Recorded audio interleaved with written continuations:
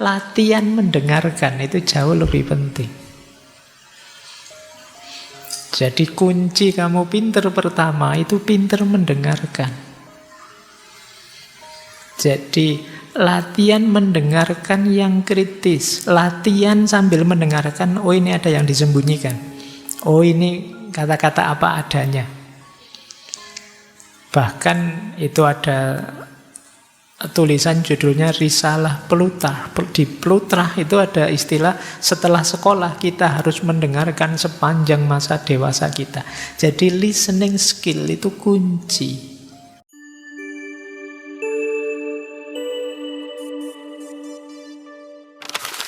Assalamualaikum warahmatullahi wabarakatuh.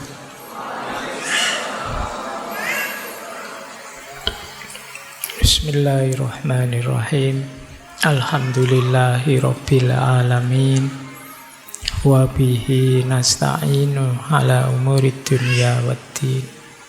Allahumma sholli wa sallim wa barik ala habibina wa syafi'ina Sayyidina wa maulana Muhammadin wa ala alihi wa ashabihi wa man tabi'ahum bi ihsanin ila yaumiddin. Amma ba'du. Bismillah, mari kita lanjutkan ngaji filsafat kita ya malam hari ini. Baik, kita mulai ya kajian malam hari ini. Masih melanjutkan tentang mencari rumus hidup yang tenang, yang berhubungan dengan kestabilan mental, emosi.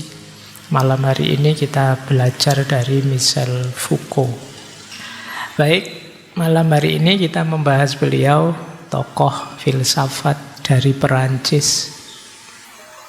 Beliau ini ya filosof, ya penulis, ya dosen, ya aktivis, dan banyak bidang yang beliau kuasai, ya dokter, ya psikolog, psikiater.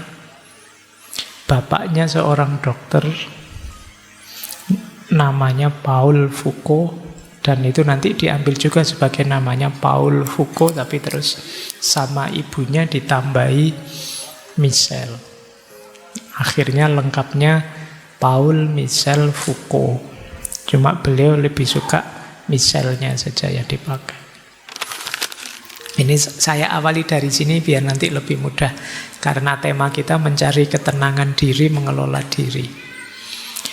Jadi beliau menyebut ada 4 jenis teknologi. Kita selama ini mungkin menganggap teknologi itu hanya yang pertama itu saja. Kita sering mengabaikan 3 teknologi yang lain. Meskipun nanti di ceramah itu beliau menyebut cuma saya hanya fokus pada 2 teknologi yang terakhir, yaitu teknologi of power dan teknologi of self. Ya, pelan-pelan kita mulai belajar. Ini hari ini kita kuliah beneran. Oke ya, ada 4 jenis teknologi. Yang pertama namanya teknologi of production, teknologi produksi. Nah itu yang selama inilah memproduksi, mengubah, memanipulasi sesuatu. Pasir jadi kaca, kapas jadi kain, itu teknologi namanya.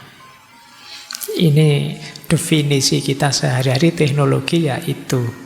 Fakultas teknik itu ya isinya itu. Saya tidak tahu apa ada fakultas teknik jurusan teknologi of self misalnya.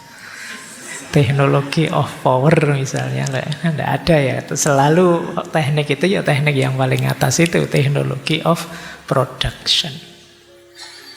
Ada jenis kedua, teknologi of sign system. Teknologi sistem tanda. Bahasa, sastra, mungkin sekarang ada model AI, artificial intelligence, dan lain sebagainya, pendidikan, ini sistem makna. Ini juga kan teknologi. cara kita menyampaikan makna, cara kita mengungkapkan gagasan, dan lain sebagainya. Ini ada tekniknya. Yang ketiga, teknologi of power. Teknik kekuasaan, cara mengontrol, mengarahkan orang atau mengarahkan kelompok orang. Ya contohnya hukum, militer, rumah sakit, penjara. Ini kan teknik-teknik untuk mengarahkan orang. Hati-hati, jangan jahat loh, nanti tak masukin penjara loh. Nah, hidup jangan kacau, nanti kalau sakit masuk rumah sakit loh. Ini sebenarnya teknik untuk mengumpulkan, mengontrol, mengarahkan individu atau kelompok. Yang keempat, ini yang banyak dibahas oleh Foucault, ya mungkin ini yang kita bahas malam hari ini ya, teknologi of self. Jadi bagaimana kita membentuk identitas, perilaku, moralitas untuk menuju tujuan yang kita inginkan. Jadi kita ibadah, kita diet, kita nyari hiburan, kita apa, itu bagian dari teknologi of self. Kemarin berbulan-bulan kita membahas kebahagiaan. Cara kita menuju kebahagiaan itu teknologi of self. Bulan ini kita menuju ketenangan hidup, itu teknologi of self. Jadi teknik mengarahkan diri. Identitas kita seperti apa, yang kita lakukan apa, yang jangan kita lakukan apa, dan lain sebagainya. Ini namanya teknologi of self. Nah, Foucault di pidatonya itu beliau akan lebih fokus pada teknologi of self ini dan teknologi of power. Kita bahas dulu yang teknologi diri ya. Nanti setelah itu teknologi power kita sambungkan dengan kesehatan mentalnya. Gimana sih cara teknik untuk memodifikasi diri dengan menuju tujuan yang kita inginkan? Teman-teman kan mestinya punya cita-cita. Nah, cara mengelola diri, mengarahkan diri biar sampai pada cita-cita, keinginan, kebahagiaan, kesuksesan, itu caranya gimana? Itulah nanti yang disebut teknologi of self. Nanti ada 4 cara yang beliau tawarkan. Unsurnya teknologi of self atau teknologi diri itu 4. Yang pertama, pengenalan diri atau pengetahuan diri. Yang kedua, kekuasaan. Yang ketiga, praktek. Yang keempat, tujuan. Pak ya. Jadi yang pertama, kita harus kenal diri kita. Kita belajar filsafat, belajar agama, mencari ilmu, sekolah, kuliah. Itu kan dalam rangka mengenal diri. Kalau sudah kenal, terus kita arahkan, kita atur. Tanpa pengenalan diri, yo, bagaimana kita mengarahkan diri? Ini basic sudah. Tema-tema humaniora kemarin itu, tema tentang manusia apapun, awalnya memang mengenali diri. Bahkan sampai kalian belajar tasawuf pun diminta mengenali diri. Man arofa nafsahu faqad arofa rabbahu. Itu yang kenal diri. Jadi ini sudah bolak-balik disarankan. Saya tidak tahu teman-teman sudah melakukan apa belum. Kenalan dengan dirimu sendiri. Kalau kalian jatuh cinta, itu kan mesti kalian kepo dengan orang yang kalian taksir. Loh, kalau sama orang lain saja kamu sekepo itu tidak sama dirimu sendiri. Ayo dikenali ya diri kita. Tipe orang yang bagaimana sih aku itu? Kemudian kelebihanku apa? Kekuranganku apa? Dan seterusnya. Yang kedua, kekuasaan. Power. Dalam hidup kita, di sekeliling kita itu ada power yang bekerja. Ada yang tidak kita sadari, ada yang kita sadari. Ada yang kita sadari, kita terima, ada yang kita sadari dan kita tolak. Namanya resisten. Ini kedua. Jadi kita itu kan hidup tidak mungkin semuanya kita putuskan sendiri. Selalu saja ada kekuasaan, kekuatan, power yang mempengaruhi kita. Power itu tidak harus negara, tidak harus orang level tinggi, mungkin sekedar teman yang menghegemoni kita atau sahabat yang punya kuasa ini, kuasa itu dalam hidup kita, itu pasti ada. Mari kita kenali kerja kekuasaan dalam hidup kita. Itu pasti ada. Tidak mungkin orang free sepenuhnya, tidak ada kekuasaan yang bekerja dalam diri kita, pasti ada. Sebebas apapun kita. Ya, misalnya Pak, saya itu bebas, tidak mau terikat apa saja. Loh, kamu seperti itu ikut siapa? Ikut Pak Faiz, Pak. Bodoh ae. Itu berarti saya menghegemonimu. Jadi ada kuasaku yang bermain dalam dirimu. Baik. Yang ketiga prakteknya. Yuk kita, yang namanya teknik ya kan berarti ada caranya, prakteknya apa? Diet kah, meditasi kah, pengakuan dosa, nanti ada penjelasannya. Ada banyak yang harus kita lakukan untuk teknologi diri. Dan yang keempat, tujuannya. Kebahagiaan, pencerahan, kesehatan, kesuksesan, dan lain sebagainya. Baik, nah terus Foucault merangkum 4 teknologi diri.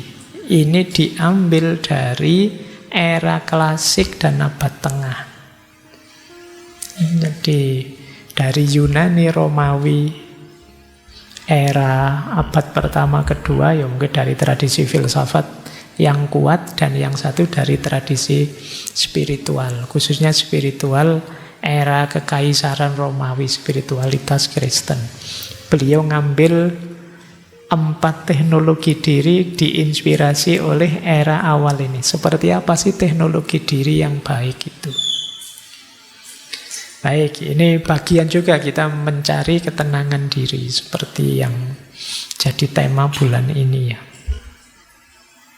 Yang pertama, yang menarik, teknologi diri yang pertama adalah vigilance and writing. Kewaspadaan dan penulisan. Ini rasanya kayak tidak sinkron ya hubungannya apa kewaspadaan dan penulisan. Tapi ini menarik. Kalau kita ingin diri kita ini optimal, yang pertama kita harus senantiasa waspada. Maksudnya apa? Ayo kita amati terus, kita evaluasi, kita kendalikan diri terus-menerus. Jadi kita harus jadi orang yang bermoral, kita harus jadi orang yang bijaksana, kita harus tertib dalam hidup ini. Dan ini kan berarti kita ngawasi diri kita terus-menerus. Diri kita itu kalau kita biarkan sebentar, misalnya sudahlah, misalnya wahai pikiranku, wahai hatiku, istirahat, tidak usah dipakai. Begitu tidak kita pakai, kita tidak usah, kita bisa loss. Maka kuncinya teknologi diri yang pertama vigilance. Ayo diawasi dirimu, kondisimu. Oh, ini saya sedang marah, ini harus dikendalikan. Ini saya sedang seneng ini hati-hati lupa diri. Ini saya sedang kecewa, ini hati-hati putus asa. Itu namanya vigilance. Orang yang mampu mengawasi dirinya terus-menerus, dia yang akan terjamin lebih mudah nanti mencapai tujuan tadi. Jadi ini yang pertama. Pelajaran vigilance yang kemarin banyak kita dapat dari stoikisme. Jadi tema-tema stoik yang kemarin kita bahas panjang lebar di banyak forum itu sebenarnya kalau kata Foucault ya fokusnya satu, vigilance, mengawasi diri. Jadi seperti apa kondisi kita, bagaimana situasi kita, itu vigilance. Nah, Selain mengawasi diri, ada juga writing. Writing itu nulis. Cara mudah untuk lebih optimal melakukan pengawasan diri itu ditulis. Nanti ada istilah hipomnemata. Hipomnemata itu semacam buku diarinya orang Yunani Romawi.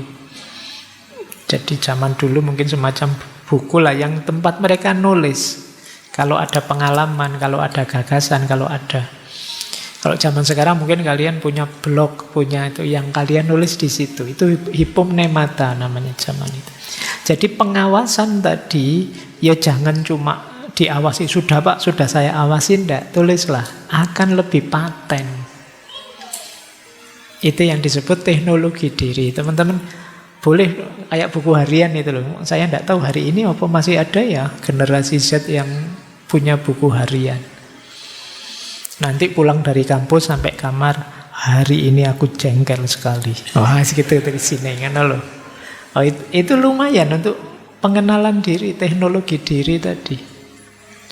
Sudah capek-capek dandan, capek-capek beli baju baru, sepatu baru, ndak ada satupun yang ngelirik, ndak ada yang komentari. Itu kamu tulis di itu. Ini namanya hipomnata. Apalagi punya ide, wah ada ide ini, cepat-cepat ditulis. Ada gagasan nih, cepat-cepat ditulis. Kalau ndak hilang. Mungkin kalian kadang-kadang muncul inspirasi apa? Mungkin saya pengen nulis tentang ini, tapi kalau tidak cepat-cepat ditulis, mesti terus hilang. Kemarin apa ya yang mau saya tulis, mesti begitu. Maka writing jadi salah satu strategi teknologi diri. Nulis saja, tidak usah target macam-macam. Kalian mesti kalau nulis mikirnya, semoga nanti viral Pak, semoga nanti banyak yang nge-like lah. Kamu targetmu gitu ya, tulisanmu palsu mesti. Tidak otentik siapa dirimu. Nulis saja tentang dirimu, bagian dari pengenalan diri untuk nanti bisa mengarahkan diri. Jadi teknologi diri yang pertama writing. Selain pengawasan diri. Kata Foucault, vigilant adalah prakondisi dari writing. Jadi mengawasi diri sebelum nulis. Nah, sementara nulis juga alat untuk pengawasan diri. Jadi ya dua-duanya saling kerjasama. Jadi menulis tentang diri kita, bahan tulisannya dari introspeksi kita terhadap diri kita. Kemudian sambil nulis sekaligus sebenarnya kita juga sambil mengintrospeksi diri kita. Jadi ini pentingnya introspeksi diri, vigilance yang ditulis. Nah, mulai sekarang mungkin latihan ya, tulislah apa-apa. Ditulis itu lebih mudah, nanti kalian memahami dirimu. Kalau ada yang dulu zaman SMP atau SMA pernah punya buku harian, itu sekarang kalian baca, itu sebenarnya saatnya kamu kembali ke belakang. Oh, ternyata saya dulu tipe orang yang kayak gini ya. Nah, mungkin buku harianmu yang lama coba dibuka-buka lagi. Mungkin kalian senyum-senyum sendiri, kalian malu sendiri lihat kata-katamu. Nanti buku harianmu kalau pas jatuh cinta nanti digambari love, terus kalau patah hati love-nya dibikin patah, terus ini kan kayak gitu dulu. Itu sekarang kamu baca, itu kan kamu senang. Iya ya, saya dulu kok naif banget ya aku ya, lucu banget aku ya, bikin malu saja ya. Dulu begitu, padahal waktu nulisnya nangis-nangis itu. Sekarang kamu ketawain, itu alatmu untuk introspeksi. Oh, berarti saya tipe orang kayak gini dulu itu. Sekarang kayak gimana ya, saya harus seperti apa. Jadi yang pertama itu ya, introspeksi, mengawasi diri dan menulis. Teknologi diri yang kedua, ini menarik. Silent and listening. Ternyata penting. Diam dan mendengarkan.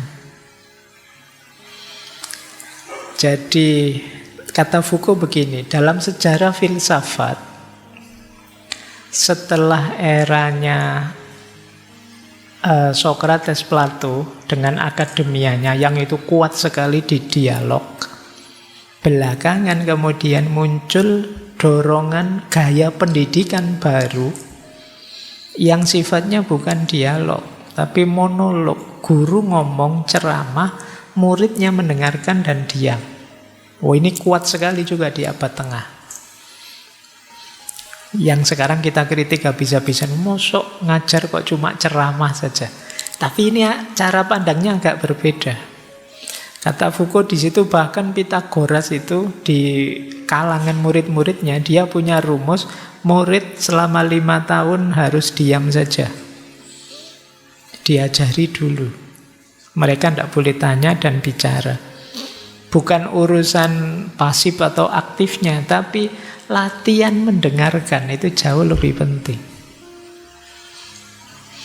Jadi kunci kamu pinter pertama itu pinter mendengarkan.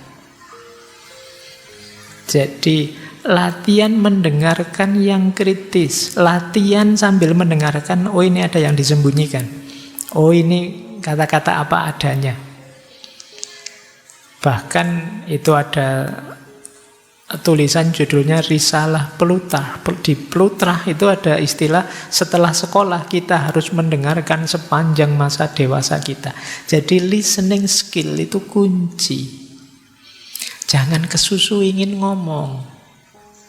Dengarkan dulu, serap dulu sebanyak-banyaknya. Justru kalau kita ada orang ngomong, kita ingin balas ngomong reaktif, secara tidak sadar kita di bawah kendali orang lain. Tapi kalau kita diam, kita tidak ditelan oleh dia yang ngomong. Bayangkan ada temanmu ngomong panjang, kamu dengerin saja terus. Dia maunya kita respon, tapi kita dengar saja. Terus terakhir-terakhir kita cuma ngomong, sudah, ya sudah. Oh. Kamu tidak jadi dikuasai oleh dia kan. Coba kamu ngomong, kamu balas. Dia ngomong, kamu balas, ya sudah. Kamu sudah larut dalam pancingannya. Maka di antara teknologi diri, ayo latihan mendengarkan. Diam, latihan mendengarkan. Ini jadi kunci. Di situ kita mengupgrade diri kita. Kata Foucault ini loh. Ini perannya diam dan perannya mendengarkan. Diam berarti kita refleksi, mikir, otak kita jalan. Kemudian diam juga berarti kita mengendalikan diri. Kita tidak terseret orang lain. Kita tidak reaktif. Bahkan kata Foucault, diam itu bisa saja termasuk strategi resisten. Kita melawan. Karena ada banyak perlawanan dengan diam. Jadi kita diperintah, dimarahi, ditegur, dikritik, diapain, kita diam saja. Sebenarnya ini strategi kita melawan, kita tidak setuju. Jadi diam itu bisa perlawanan, diam juga bisa pengendalian diri, bisa juga momen untuk kontemplasi, juga sekaligus momen untuk menciptakan diri kita. Jadi ketika kita diam, sebenarnya kita menegaskan, aku bukan kamu. Aku versiku, terserah kamu mau apa. Nah, ini pentingnya diam. Mendengarkan juga begitu. Mendengarkan itu bisa bermakna kita sedang belajar. Atau kita sedang bijaksana, tidak ingin motong omongannya orang lain. Mendengarkan juga bisa berarti kita sedang membuka ruang dialog. Bayangkan kalau orang rebutan ngomong, tidak ada saling putus. Kayak kadang-kadang kalau di TV-TV itu loh, kalau acara talk show, acara apa, kadang kan kalau sudah emosi rebutan ngomong. Jadi kalau kita bisa mendengarkan dan diam, itu sebenarnya kita membuka ruang untuk dialog. Ayo gantian ngomong, saya diam dulu, kamu ngomong dulu sampai puas, nanti baru saya. Ini kan berarti kalau kita tidak bersedia diam, ya yang terjadi konflik tetap. Jadi diam dan mendengarkan itu membuka ruang dialog. Diam juga bisa bermakna empati. Kehadiran kita yang menerima orang lain. Ya sih, kamu dengan persepsimu, dengan perspektifmu, saya dengarkan. Nah, ini perannya diam. Kemudian diam berarti juga pengakuan dan keseimbangan. Keseimbangan dalam diskusi, wacana juga mengakui hadirnya orang lain. Baik, jadi teknologi diri yang kedua justru kita harus bisa diam dan mampu mendengarkan. Jadi setelah tadi yang pertama introspeksi diri, melihat ke dalam bila perlu ditulis, sekarang diam dan mendengarkan. Lanjut. Kok isinya seperti ini ya Pak? Karena ngambilnya dari filsafat dan tradisi spiritual. Terus, ini lebih dalam lagi. Ini yang belajar tasawuf. Teknologi diri yang ketiga, askesis. Hidup asketik. Orang Jawa ada istilah tirakat. Dalam Islam ada riyadoh. Apa maksudnya? Askesis itu cara kita membentuk diri dengan latihan-latihan tertentu yang melibatkan tubuh, pikiran, jiwa. Kita tafakur, kita meditasi, kita latihan ini, latihan itu. Untuk ini namanya hidup askesis. Ya memang pahit sih, ya memang berat untuk dilakukan, tapi memang ini untuk membentuk diri kita. Jadi kata Foucault dulu zaman Yunani kuno, hidup askesis itu latihan bijaksana, mencari kebenaran, mencari kebijaksanaan. Jadi orang menarik diri untuk refleksi, kontemplasi, kemudian saling berdialog. Jadi tirakatnya tirakat untuk mencapai kebijaksanaan, kebenaran, kebajikan. Cuma setelah datang agama, ya termasuk Kristen, mungkin termasuk juga Islam, askesis ini kemudian ganti fokus. Kalau zaman Yunani itu untuk menguasai diri, kalau zaman agama-agama itu penyerahan diri pada Tuhan. Tapi dua-duanya jenis askesis. Jadi berarti teknologi diri yang ketiga itu tirakat, latihan untuk membentuk diri kita. Baik, ya kalau dalam Islam mungkin ada istilah uzlah, menarik diri, memasrahkan diri hanya untuk Allah saja. Tapi intinya ya untuk diri kita, wong ini teknologi diri. Apa yang dilakukan dalam askesis? 3 hal. Refleksi, transformasi, dan otonomi. Jadi refleksi lagi-lagi merenungi diri kita dan hidup kita, itu refleksi. Ini kalau dalam Islam, dalam tasawuf, refleksi plus asketis itu puncaknya ketemunya makrifat. Jadi pengetahuan yang sangat dalam. Kemudian transformasi diri. Jadi membuat diri kita lebih bermakna, kualitas kita lebih tinggi. Karena kita sudah tirakat latihan ini, latihan itu, ya tentu saja kualitas kita lebih tinggi. Dan yang ketiga, otonomi. Kemampuan kita membentuk diri. Jadi kita latihan, kemudian terbentuklah diri kita sesuai yang kita inginkan. Kita sekarang kuat, tidak dipengaruhi ini, tidak dipengaruhi itu. Itulah asketik. Jadi kita ulang ya. Teknologi diri itu yang pertama diawali dari vigilance, mengawasi diri, kemudian menulis. Kemudian yang kedua dengan diam dan mendengarkan. Yang ketiga asketis. Yang keempat confession dan self-disclosure, pengakuan dan pengungkapan. Ini tentu saja diinspirasi oleh ya tradisi dalam Kristen kan ada itu pengakuan dosa. Tapi konsepnya ya tidak sekedar seperti pengakuan dosa. Makanya ada dua jenis, exomologesis dan exagoresis. Yang satu kita mengakui dosa pada Tuhan, pada masyarakat, dan berjanji untuk tidak mengulangannya lagi. Ini mirip kayak tobat. Jadi teknologi diri itu kita sadari, kita akui bahwa kita pernah salah, bisa salah. Dan mungkin salah. Tentu saja setelah pengakuan kan mesti perbaikan. Kalau ngaku saja tidak, ya gimana bisa memperbaiki?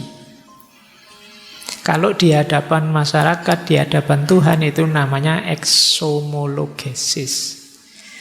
Kalau di hadapan tokoh tertentu, guru tertentu, dalam rangka biar saya dibimbing untuk jadi lebih baik, itu namanya exagoresis. Tapi mengungkapkan diri dan pengakuan ini penting. Itu tadi, dalam rangka perbaikan diri. Kalau kita tidak ngaku dosa kita, tidak ngaku salah kita, tidak menerima bahwa kita mungkin salah, ya tidak mungkin kita memperbaiki diri. Jadi ini teknologi ini penting. Ya kalau teman-teman punya sakit mental apa, misalnya ke psikolog atau psikiater, itu kan kadang-kadang kita diminta cerita, diminta ngomong apa saja dan kerahasiaan terjamin. Itu mirip seperti pengakuan dosa sebenarnya. Dalam konteks apa? Pengakuan dan pengungkapan ini, confession and self-disclosure ini. Karena salah, dosa, keliru itu kan jadi ganjalan dalam hidup kita. Ungkapkan, keluarkan, perbaiki. Nah, jadi manfaatnya teknologi ini yang pertama membentuk diri kita.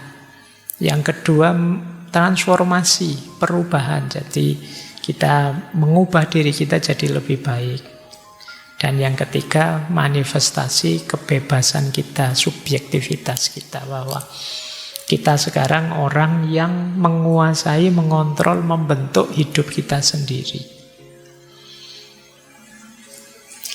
Baik ya, jadi teknologi untuk menuju hidup tenang, hidup bahagia, tujuan-tujuan puncak hidup kita yang disebut teknologi diri itu ada 4 teknik yang ditawarkan oleh Foucault.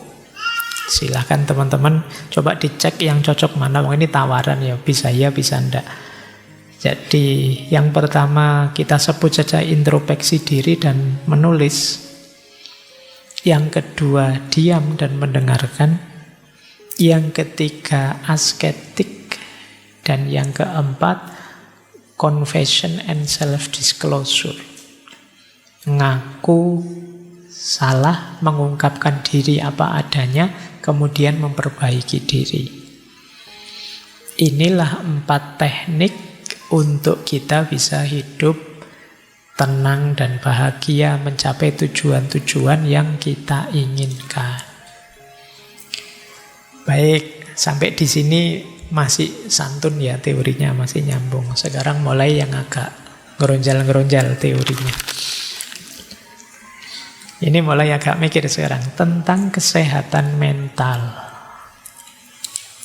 Menurut Foucault, yang kita sebut sehat mental, waras tidak waras, sehat tidak sehat, itu bukan kondisi objektif, tapi konstruksi sosial yang bergantung pada konteks historis, budaya, dan politik. Seperti saya bilang tadi, ini semacam kesepakatan yang punya kekuasaan yang memutuskan kalau begini itu sehat, kalau begitu tidak sehat. Kalau ini masih kategorinya waras, nah kalau itu kategorinya tidak waras. Jangan-jangan kalian yang merasa waras itu bisa saja tidak waras kalau kesepakatannya ganti. Gitu loh. Makanya tadi saya bilang kayak dulu Ronggo Warsito. Jadi ketika orang semua tidak waras, ya yang tidak waras ini disebut waras. Mungkin zaman dulu ada perilaku-perilaku yang kalau pakai kacamata sekarang itu tidak normal, itu tidak waras. Tapi di zaman itu ya normal saja, waras saja. Zaman dulu kalau ada laki-laki istrinya ratusan, itu hebat. Ya kan, dianggap laki-laki nggak sembarangan orang bisa punya koleksi perempuan banyak zaman dulu. Tapi zaman sekarang kalau ada orang istrinya poligami saja mau 2 itu rame sudah dianggap. Jadi standar kepantasannya berubah, standar kenormalannya berubah. Ya. Dulu prinsipnya banyak anak banyak rezeki, maka simbah saya bisa 12, ada yang 14 punya anak. Sekarang kalau ada yang begitu, orang anggapnya, wah kamu itu tidak mikir apa ya, kamu tidak, orang akan bilang begitu. Jadi normal tidak normal, waras tidak waras, itu sebenarnya kesepakatan sesuai zamannya saja. Nah jadi kalau pakai teorinya Foucault ini, kalau kalian merasa tidak baik-baik saja, mungkin santai saja. Mungkin kalian sebenarnya baik-baik saja, cuma standarnya beda. Tidak apa-apa, tidak terlalu gelisah. Nah ini kata Foucault begitu. Kenapa kok dia punya pandangan begitu? Ini nanti diawali dari pandangannya tentang namanya relasi kuasa. Jadi kita hidup ini dalam relasi kuasa. Kekuasaan itu yo jangan hanya dibayangkan kekuasaan itu pemerintah atau kepala apa, ketua apa, tidak begitu. Di sekeliling kita ini yo isinya kerja kuasa semua. Bahkan di level-level kecil, level sederhana, sekedar kita dengan teman kita, dengan bapak kos, dengan yang punya warung, nah itu kan ada kuasa-kuasa di sekeliling kita. Nah, kekuasaan itu tidak selalu menindas. Tapi yang jelas kekuasaan itu mengatur, menghegemoni. Ya contohnya kayak di kedokteran tadi, yo ahli-ahli tentang medis terus bersepakat, ini waras, ini tidak waras, ini normal, ini tidak normal untuk kepentingan tertentu. Itu juga jenis relasi kuasa. Jadi sekolah juga begitu, penjara juga begitu. Nah ini, jadi kita hidup ini di tengah relasi kuasa. Nah, relasi kuasa itu nanti biasanya berhubungan dengan pengetahuan. Jadi dasarnya biasanya pengetahuan. Kekuasaan menghasilkan pengetahuan, pengetahuan memperkuat kekuasaan. Kekuasaan menghasilkan pengetahuan itu, kalau saya punya kuasa misalnya sekarang itu level masjid ini di bidang ngaji filsafat, gitu kan? Saya bisa memproduksi pengetahuan dan nanti akan kalian ikuti. Dan saya pasti akan memproduksi pengetahuan-pengetahuan yang membuat kekuasaan saya tambah kuat. Tidak mungkin saya ngasih teori atau konsep yang misalnya tidak usah ngaji saja, ternyata ngaji itu tidak efektif. Lebih efektif saya tidak akan begitu. Meskipun mungkin itu benar, tapi tidak akan saya produksi di sini. Saya akan memberikan wawasan pengetahuan yang memperkuat kuasa saya. Jadi ini hubungan antara kekuasaan dan pengetahuan. Jadi kekuasaan menghasilkan pengetahuan. Pengetahuan memperkuat kekuasaan. Ya misalnya yang menguasai negara ini, ya dia akan milih-milih, oh pengetahuan ini saja yang diajarkan, itu saja yang masuk kurikulum, yang ini jangan, ini saja yang dimasukkan. Dia ngatur itu. Setidaknya biar kekuasaannya langgeng. Jadi itulah relasi kuasa. Biasanya untuk melanggengkan kekuasaan itu dengan cara disiplin and punishment. Juga disiplin dan pengawasan. Jadi ada hukumannya kalau tidak disiplin, kemudian ada sistem pengawasannya. Kita ini diawasi terus-menerus meskipun kita tidak sadar, tapi mental kita, mental diawasi. Jadi saya tidak melakukan ini, tidak melakukan itu, Pak. Wah, nanti saya diserbu netizen, Pak. Wah, nanti saya dimarahi orang sekampung, Pak. Wah, nanti saya tidak disukai teman-teman, Pak. Wah, nanti saya. Ini menunjukkan kita dikuasai. Jadi kita ngatur sekali tindakan perilaku kita, disetir oleh kekuasaan di sekeliling kita.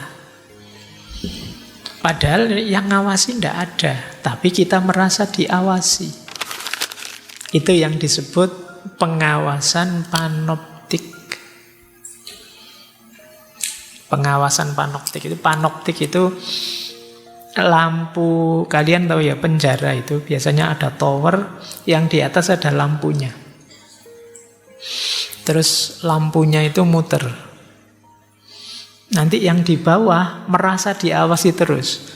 Perasaannya yang di bawah, yang di penjara itu, di atas itu ada orangnya.